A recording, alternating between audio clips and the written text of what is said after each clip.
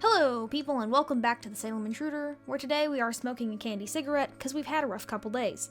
You'll notice my new graphic package. I hope you like it. If you don't, that's a shame, but also, I don't care. It's not the best, and that is intentional, because I'm on a quality strike. Ron Carlivati, head writer of Days of Our Lives, is flushing my show down the john, and if he's not gonna try, then neither am I. Today's episode is entitled, Will This Baby Take? We'll cover what that phrase means, Nicole's recently revealed pregnancy, her history of miscarriages, and if the baby will in fact take. So babies taking or not taking is a phrase coined in recent years by me, the intruder. Let's take a recent pregnancy as an example. A few years ago, Chad cheated on Abigail with Gwen. Gwen was then revealed to be pregnant. However, she miscarried a few months later due to what she claimed was a fall down the stairs. But the baby was already dead before the fall. In this case, the baby didn't take, because plot and booking-wise, a Chad and Gwen baby isn't a great thing to have around. At least that's what Carlivati thought. I think it's great, because it complicates things to the extreme. But you know, whatever. Run the show into the ground. What do I care? Now, Nicole's pregnancy is an interesting case, because Eric's character history has shown that he is destined to be childless. EJ's history with Nicole, however, shows that a Nicole and EJ baby has a 100% fail rate. These two factors will battle for supremacy in Carlivati's writing room. And as the doctor of Days of Our Livesology that I am, who better to determine this baby's chances than me? Given the circumstances, and in honor of the intruder's second anniversary, which is today, May 30th, I've decided to unveil a special system of my invention, the BabyMeter 4000. The BabyMeter is a highly sophisticated device that can predict if any given child will or won't take. So let's take a closer look, shall we? Now, the BabyMeter is named the 4000 because it's got like 4 components. It's like divided into 4, and then the overall analysis doesn't count as a component because that's an analysis. So, last 5. Last 5 means the last 5 pregnancies, which to my knowledge are Sierra and Ben, Sarah and Xander, she got sent off the show, Jada and Eric, Jan and Evan, and Gwen and Chad. Now correct me if I'm wrong in the comments or whatever, but these were just the last 5 that I could remember. And there is no entry on Wikipedia for Days of Our Lives pregnancies. So, moving on. Why this is important is Carlivati only lets a certain number of babies live. It's one of his dictator-like policies. Population control is very important to him. And those are the last 5, and you can see that 3 out of 5 pregnancies have taken, meaning to balance that, you would need another no-take, meaning that according to that, Nicole's baby will not take. Moving on to Mother's history. Mother's history is important because what we're looking for here is, did she have a mysterious, unclearly explained accident that does not allow her to bear children? If so, baby's probably not going to take. So let's have a look here. If the baby didn't get far enough to have a name, then I name it a letter. So, and then throughout the chart, they're named the letter in chronological order. So this first baby that Nicole miscarried is baby A because it's the earliest miscarriage in our list of unnamed babies that we have on the infographic. So baby A was with EJ. It didn't take due to some uterus scarring, which ties back to her accident where she can't have kids. I don't know what that is, and I read her entire Wikipedia entry. Baby B, also an EJ baby. It doesn't take from a fall down the stairs, except it's like Gwen where she was lying about it. They do these rehashes a lot, where it's like you'll have Nicole fall down the stairs and lie about it in the 2000s, and then it happens with Gwen now, and that's just very suspicious to me. Do better, Carlivati. And then you have Holly, which is Nicole's 3rd attempt at pregnancy, I guess, but that wasn't even her, that was a surrogate. That's the only baby of hers that took, and that was with Daniel, who is now dead from a car accident, which Eric caused, ironically. And it's weird because Daniel's like the one Nicole's supposed to be with, but Eric killed him. So I guess if you kill the woman you're in love with, her man, then I guess you just inherit her? I don't know. That was weird to me when I read the entry.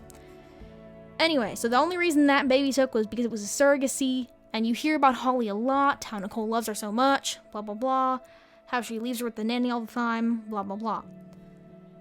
Moving on to current running pregnancies. Again, this is another population control factor, because Carlivati is really big on the population control, especially with the infants. So, our current running pregnancies here, we have Sierra and Ben, They're about 2 months. Sierra's been popping in lately to, be pregnant and sad because her dad's in a coma. Bo Brady's in a coma. Did you know that, by the way? That's fun. Sarah and Xander, they sent her off the show. She's about 3 months by my estimation. Now, those could be off because of soap opera, but I'm just estimating here. Our fourth and final factor is father's history. Now, this is important because certain combos of parents just don't really work. And career fail rates, as you'll see it on the top right of these charts, are essential to the BabyMeter. Without a career fail rate, the calculations don't really work. Now, we've calculated the chances of each of these men being the father based on how many times Nicole actually slept with each man during the conception window. And then you factor in dramatic irony, giving Eric a miraculous 20% chance. Don't forget, we do factor in babies that possibly would have made it but were aborted, and this is why you'll see that Eric's career fail rate is 100%, because Jada aborted their baby, and that's termed baby C. That was an abortion. Now, his baby with Sarah, who was named Mackenzie, she died of car crash complications, and if you've been watching for a while, you remember that she was alive for a while, but that was a switched at birth situation, so that's why that didn't end up working out. Now let's go down to EJ's chart. Baby A and baby B, same ones from over there on Nicole's chart. You'll see EJ and Nicole babies both died, so and those were 2 separate times. Those weren't twins or anything. 2 separate miscarriage of what is essentially the same baby. I mean, that's no coincidence, right? An EJ and Nicole baby just shouldn't take, if that's what it is. And it looks like it is, from the 80% chance that we have in here, in the BabyMeter. Now, both of EJ's babies with Sammy have taken no issues. Johnny was one of those twins, the Johnny and Allie twins, that one of them was Luke's baby, one of them was an EJ baby. They both took and made it to adulthood. And then Sydney is a child EJ had with Sammy that we haven't seen on the show yet, I guess, except for when she was a child. Anyway, so that is all we have with the BabyMeter. We've gone through all 4 quadrants. Now let's look at this overall analysis. You'll notice that all 4 quadrants determine that the baby will not take, and so the verdict is, this baby is so doomed, it's not even funny, it's so not going to take, we might as well just brace for the worst. The fail rate here is high. And I'm really concerned about this child in the sense that, if Nicole doesn't have a baby now, then this is going to be it. She just won't have any more babies. It'll just destroy everyone, and all this. And why even get her pregnant again if there's such a high chance that it's going to fail? Because, look at this. That's 4 X's. Look how many X's are on this entire chart. It wouldn't make any statistical, logical, or biological sense for this baby to survive. So I will be seriously surprised if it does. Now, before we go off the air today, it is my 2-year anniversary here at the YouTube channel, and we have to pay tribute to the best thing I did in my 2 years. You know who it is. It won't go. You know who it is. Yes, it's Schrödinger's Alex Ben. So let's recite the laws, just for old time's sake.